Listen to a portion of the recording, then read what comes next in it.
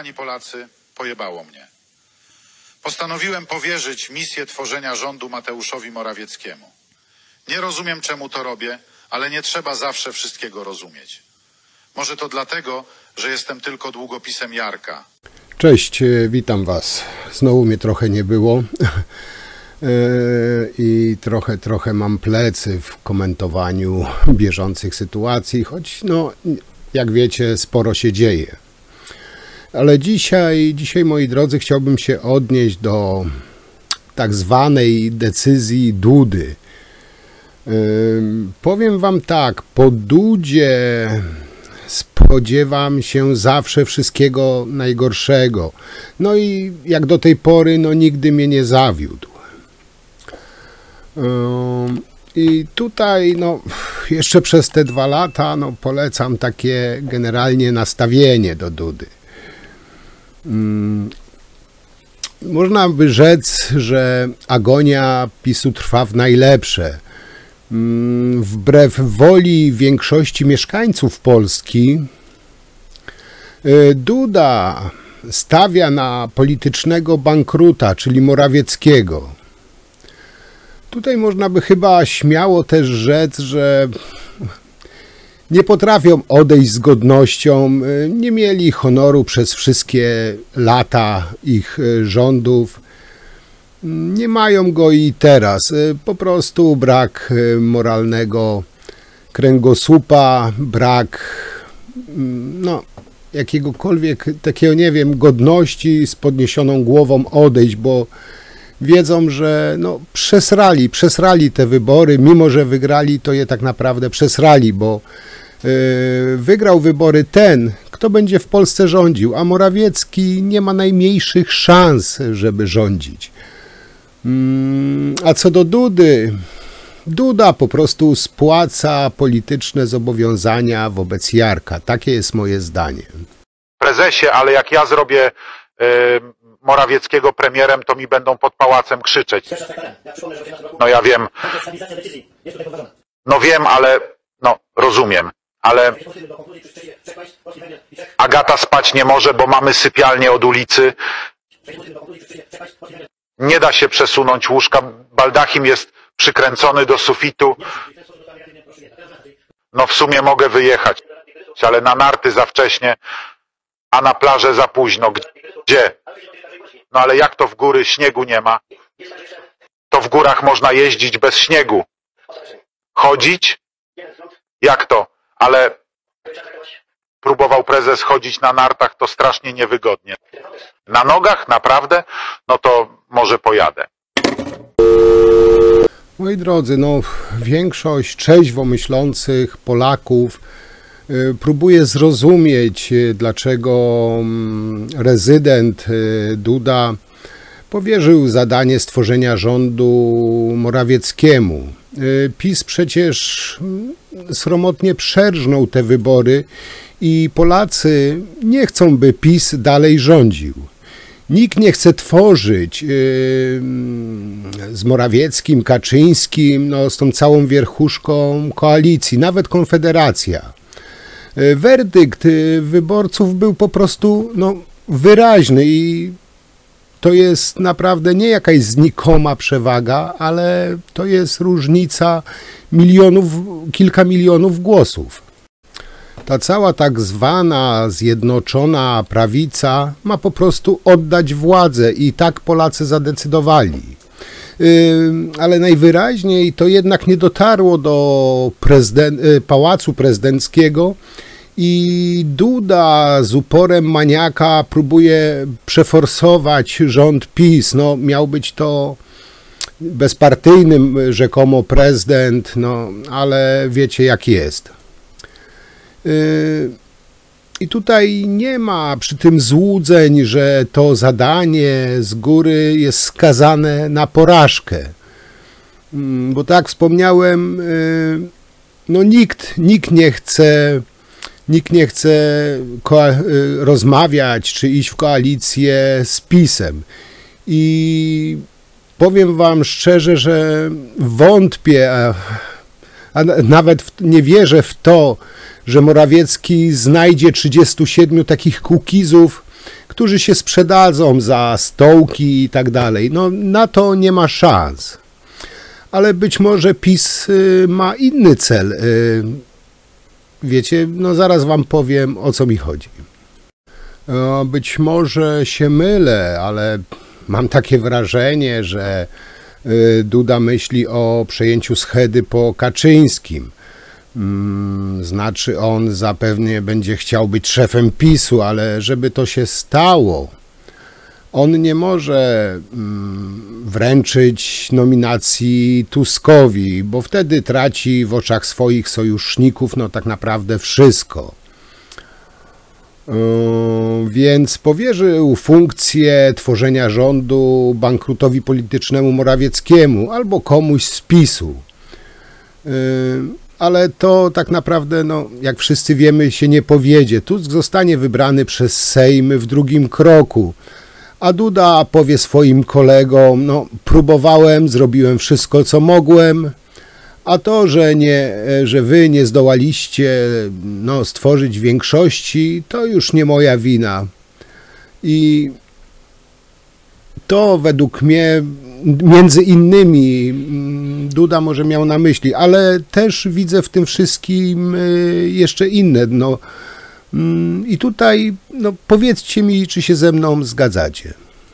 Powiem wam tak, być może się mylę, być może nie, ale mam wrażenie, że oni coś kombinują. Chodzi o to, że przedłużają to maksymalnie jak się da, żeby no, jak opozycja przejmie władzę, żeby mieli jak najmniej czasu na ustalenie, zatwierdzenie budżetu, bo jak wiecie, jak budżetu no, nowy rząd nie uchwali w określonym czasie, to rozpisywane są nowe wybory i być może też oni na to liczą. No a Duda jako długopis Kaczyńskiego no, usłużnie wykona każde polecenie Kaczyńskiego i swojego pana. Nie ma zaskoczenia z decyzją prezydenta, ale jest niespak. 11,5 miliona ludzi zostało spoliczkowanych przez prezydenta, bo wynik wyborów jest jasny. Ludzie chcieli zmiany, a prezydent mówi, będzie kontynuacja.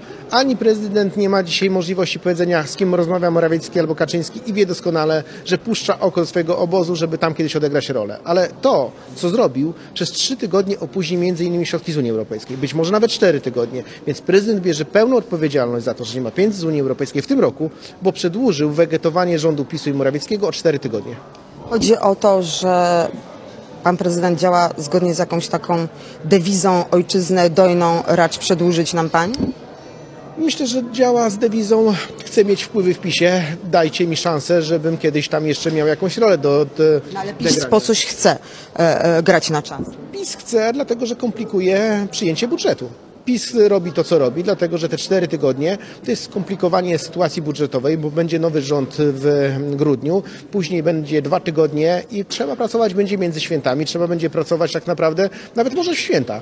Dzisiaj tak to wygląda, to znaczy daje czas PiS-owi prezydent na czyszczenie szaf, ukrywanie dokumentów, komplikacje budżetowe i brak pieniędzy z Unii Europejskiej. Powiem szczerze, żal mi tych wszystkich, którzy chcą już tej bardzo zmiany, tych, którzy na nas głosowali. My to wytrzymamy, prosimy ich, żeby wytrzymali, to nie jest nasza wina, więc im trzeba dodać otuchy, żeby zaczekali jeszcze chwilę na prawdziwą zmianę. Bawią się Polską.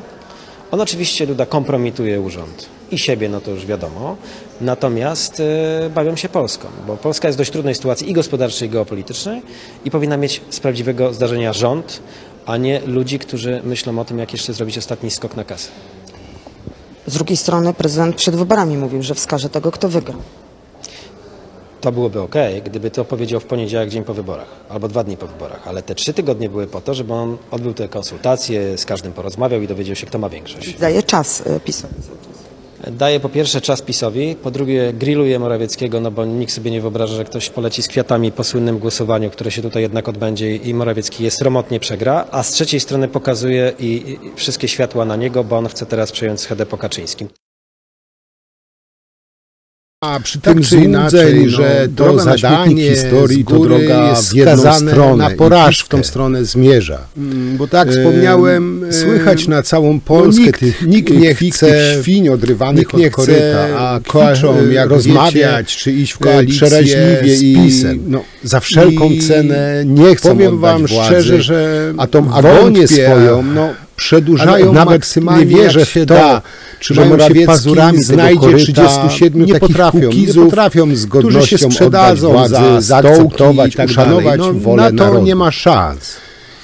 Ale być tutaj może właśnie PiS ma inny cel, takie żenujące spektakle. Wiecie, no zaraz wam powiem, o co mi chodzi. Jakby to nazwać, działania po prostu są wręcz żenujące. Morawiecki,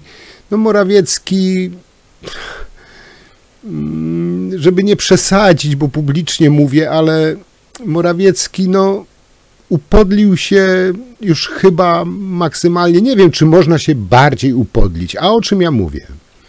Morawiecki, notoryczny kłamca. Morawiecki stwierdził, że zawsze był zwolennikiem kompromisu aborcyjnego sprzed 30 lat. No, z tym to, powiem wam, wyjebał w kosmos normalnie. Gdy umierała Izabela, Dorota i inne kobiety, Morawiecki milczał. Gdy policja pałowała protestujące kobiety, gdy zastraszano lekarzy, Morawiecki milczał.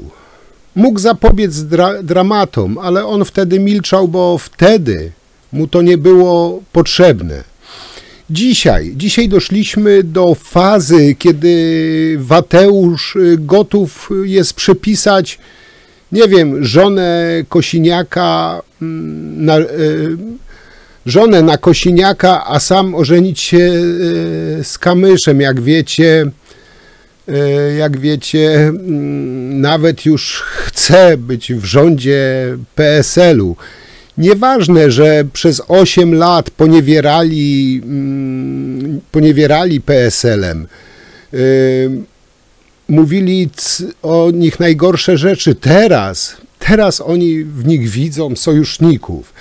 Nie wiem, jak tak dalej pójdzie, to okaże się, że jeszcze trochę i Wateusz w telewizji publicznej oświadczy, że w szufladzie ma legitymację Platformy i że on zawsze był za Platformą. No, można by było powiedzieć, Morawiecki, odrobina godności.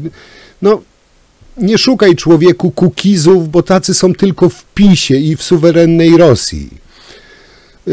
Tak naprawdę Morawiecki jest skompromitowany nie tylko w Polsce, ale i na świecie, a na współpracę jedynie może iść z organami ścigania,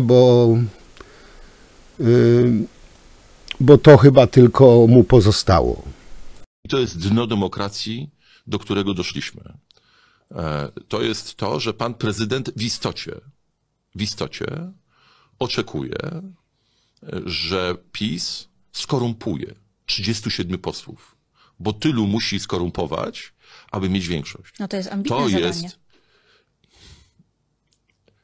To jest dno, na którym się znajdujemy. To znaczy to, że my dzisiaj poważnie o tym rozmawiamy, to, że pan prezydent ośmiela się wyobrażać sobie, że to jest możliwe i mówi to Polakom, że ma 2 informacje, z których każda jest równorzędna.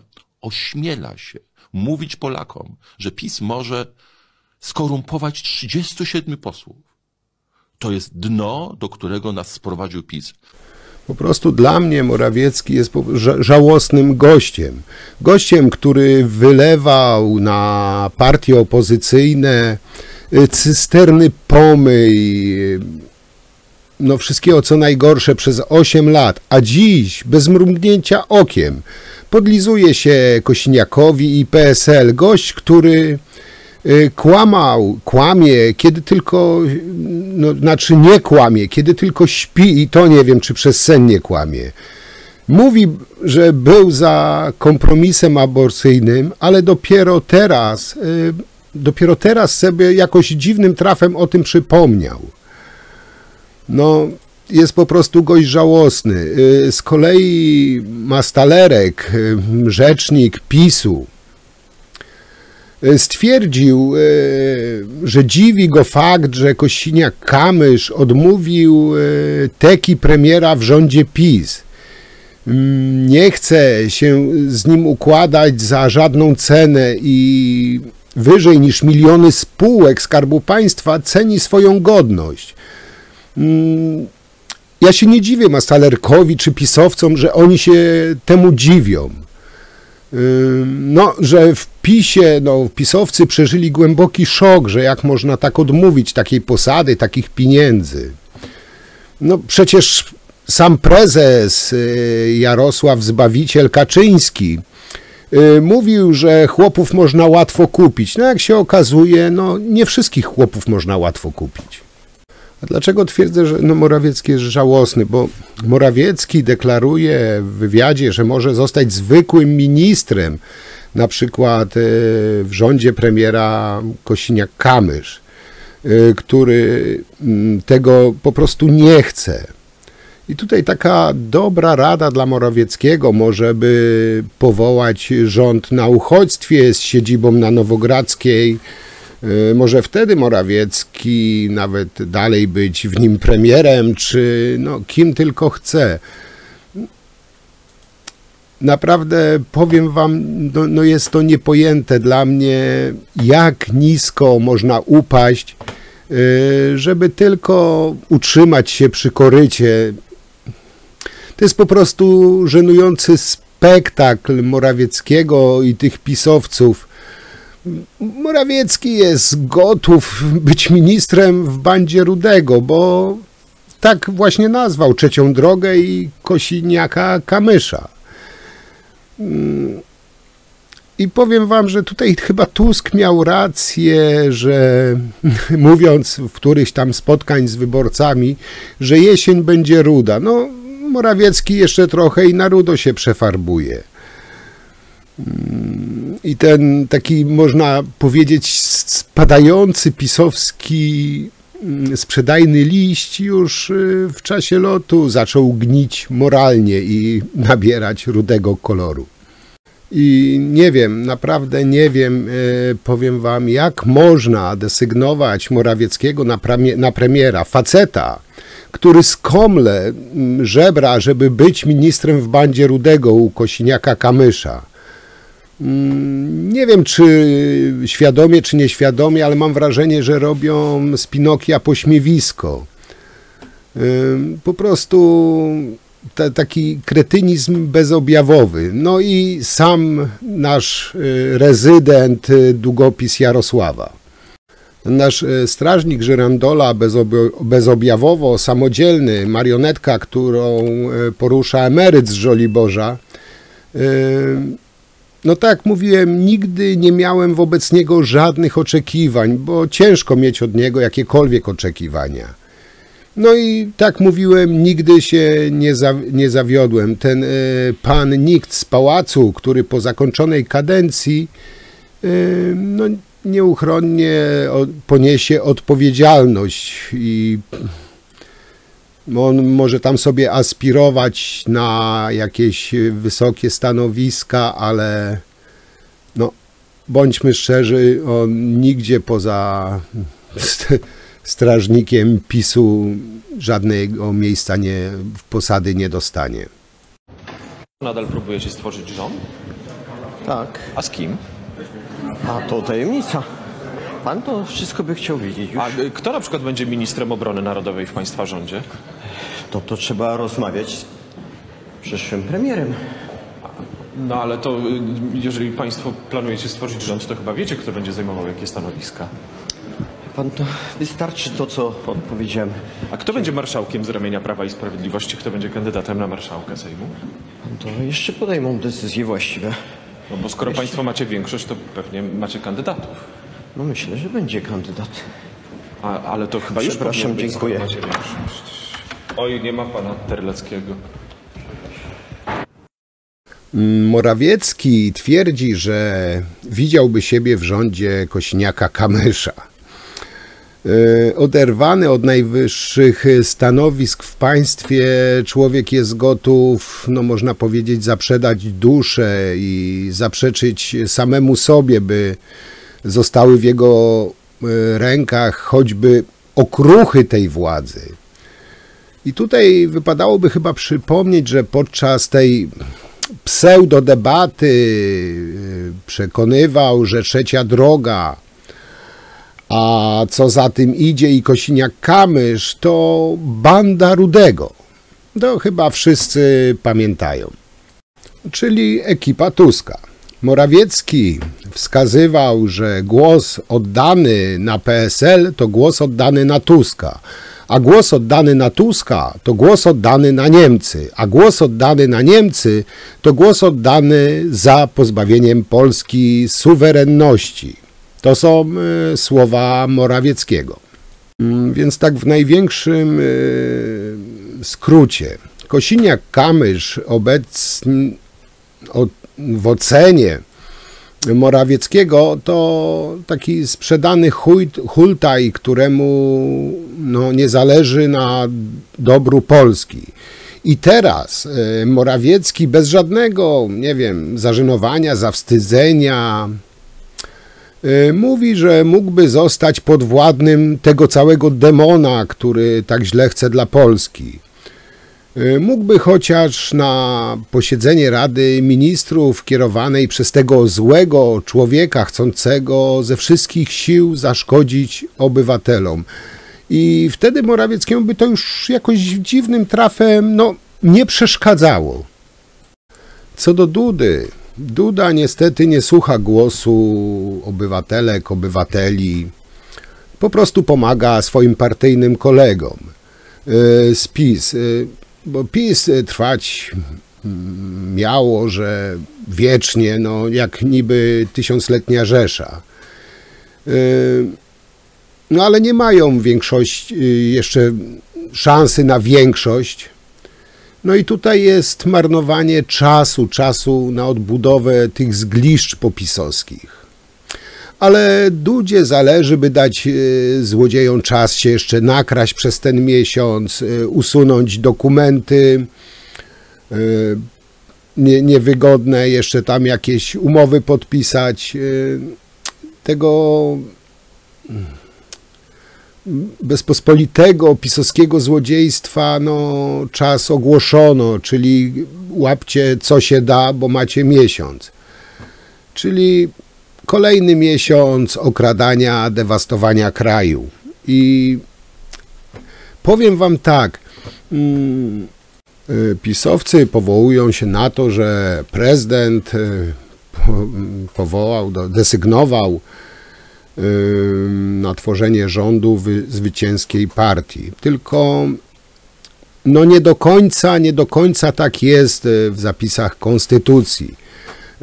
Tutaj macie właśnie zapis Konstytucji, dosłowny zapis Konstytucji, nie przerobiony przez pisowskich spin-doktorów, tylko dosłowny zapis Konstytucji, jak to naprawdę wygląda. I teraz wam jeszcze tutaj wrzucę wypowiedź konstytucjonalistów, którzy na konstytucję mają w jednym paluszku. I ja tego lepiej nie wytłumaczę niż ci ludzie. Posłuchajcie. Dlaczego Mateusz Morawiecki nie powinien być desygnowany na premiera? Zobaczmy, co na to konstytucja. Artykuł 1. Rzeczpospolita Polska jest dobrem wspólnym wszystkich obywateli, a zatem Andrzej Duda powinien kierować się naszym wspólnym dobrem, a nie dobrem swoich kolegów partyjnych. Artykuł 4. Władza zwierzchnia należy do narodu. 15 października suweren przemówił. Partie demokratyczne uzyskały w wyborach do Sejmu 4 miliony głosów więcej. Artykuł 126. Prezydent stoi na straży konstytucji i działa w granicach i na zasadach określonych w tej ustawie zasadniczej. W Polsce obowiązuje system parlamentarno-gabinetowy. Gabinet, czyli rząd, jest formowany przez większość w parlamencie i tam powinien poszukiwać Andrzej Duda kandydata na premiera. W końcu nie zapominajmy o duchu konstytucji. Ten jest określony w preambule. Prezydent ma obowiązek zapewnić organom państwowym działanie sprawne i rzetelne. Tak, ja wiem, zdaję sobie sprawę, że to, Wszystko pisowskiego betonu i tak nie przekona, bo według nich PiS wygrał i PiS ma rządzić. Nieważne, że nie ma mi większości, PiS ma rządzić, a wybory sfałszowane i tak dalej, i tak dalej. A zapisy konstytucji to tylko przytaczają te, które im pasują, a nie te, które są rzeczywiste. Co tu jeszcze mogę dodać? No, nie dziwcie się, moi drodzy, że pisowcy widzą zapisy konstytucji czy prawo w taki, a nie inny sposób, skoro autorytetem prawniczym jest dla nich ta osoba.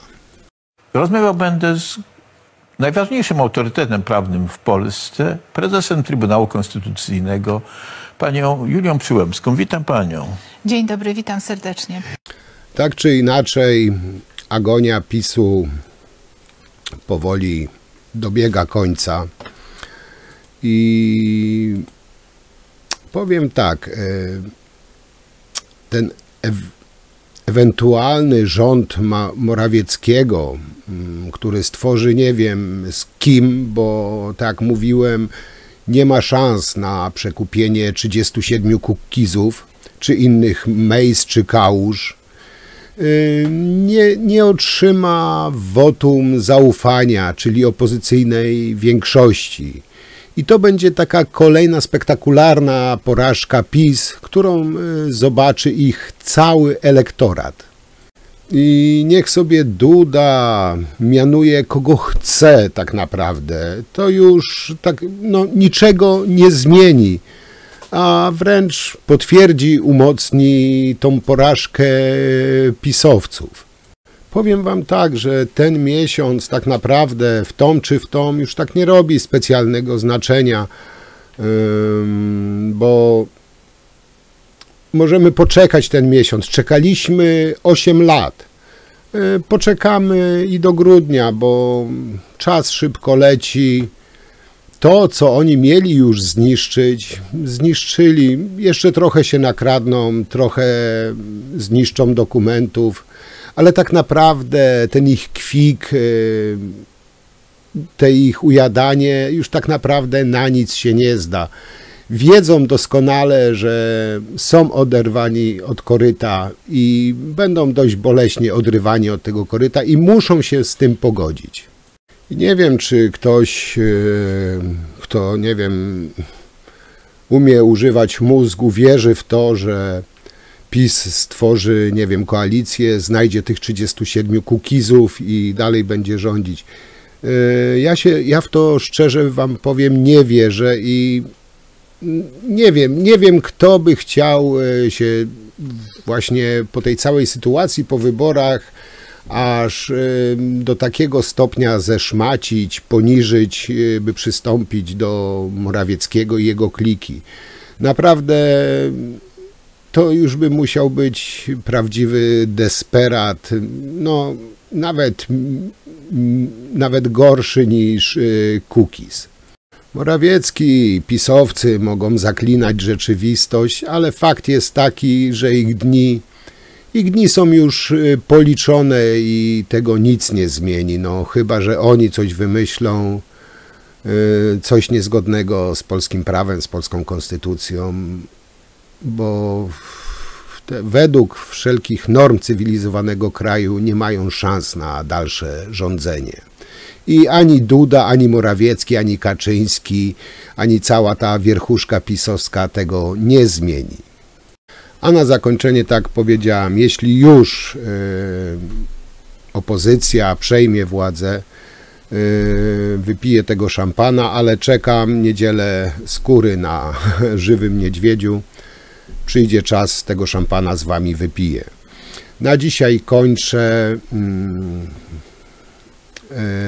I cóż, w Sucharze Dnia mam dla was niespodziankę. Obejrzyjcie proszę ten filmik i powiedzcie mi, czy najzwyczajniej w świecie będzie wam tego brakowało, co zobaczycie właśnie w tym Sucharze. Jestem cholernie ciekaw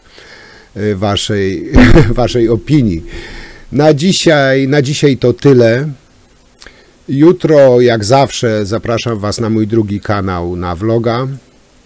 A dzisiaj tyle i cóż, do zobaczenia przy następnym materiale. Mam nadzieję, że szybciej, bo no, u mnie różnie teraz jest z tą pracą, mam jej od naprawdę zatrzęsienia.